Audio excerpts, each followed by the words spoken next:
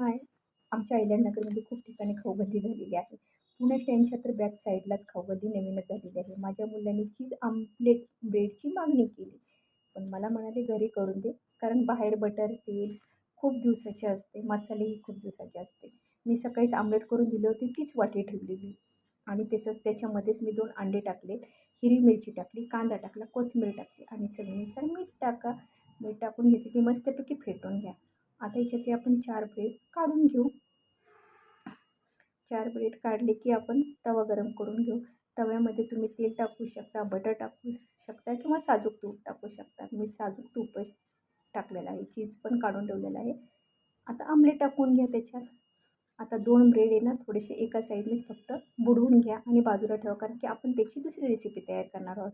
आता एक ब्रेड त्याच्यावर टाकलेला आहे, कांदा आणि मिरची टाकलेली आहे, कोथिंबीर आणि मध्ये चीज टाकून परत हे ब्रेड दुसरं लावलेलं आहे.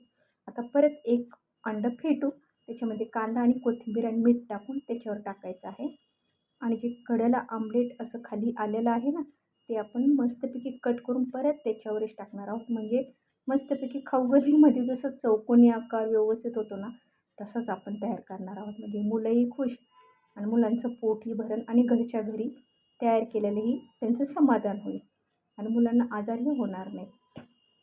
अशा प्रकारे एक रेसिपी तर तयार झालेली आहे.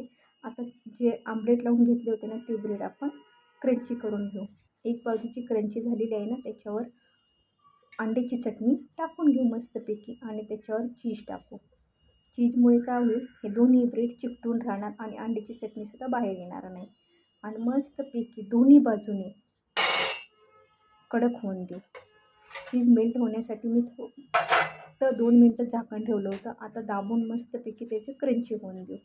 तव्यावरच होऊन जातं, काही गरज नाही आहे दुसऱ्या कशात ओव्हनमध्ये किंवा आपण जे असतं ना, अशा प्रकारे क्रंची होऊन जाईल. बघा आवाज बघा कसा येतो, खूप क्रंची. मला हाच ब्रेड लई आवडला, कारण की त्याच्यामध्ये अंडंही कमी होतं आणि अंड्याची चटणी टाकलेली होती. मुलांना दोन्हीही ब्रेडची रेसिपी आवडलेली. मुलांनी आणि मोठ्या माणसांनी तर तीही तशी खाल्ली आणि चीज असल्यावर मुलांना तर काय कोणतीही गोष्ट द्या, चीज पाहिजे त्याच्यामध्ये.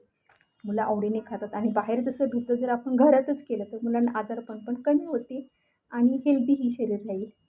बघा किती मस्त रेसिपी झालेली आहे तयार, चीज आमलेट. आता ही पहिली आपण रेसिपी केली होती, ही पण मस्तपैकी आहे, पण 3 अंडे टाकलेले आहेत, त्यामुळे कडकपणा तर आलेला नव्हता. परंतु ज्यांना अंडे आवडतात जास्तीत जास्त, तर ते असे खाऊ शकतात. त्याच्यामध्ये चीज असल्यामुळे मुलांनाही ही रेसिपी आवडली आणि ती दुसरीही खाल्ली.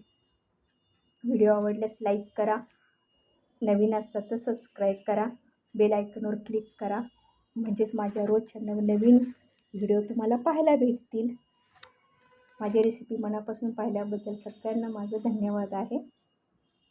अशाच रेसिपी तुम्ही पहा, याबद्दल मी खूप मनपूर्वक आभारी आहे. बघा किती मस्तपैकी झालेली आहे. चला भेटूया पुढच्या व्हिडिओमध्ये. बाय.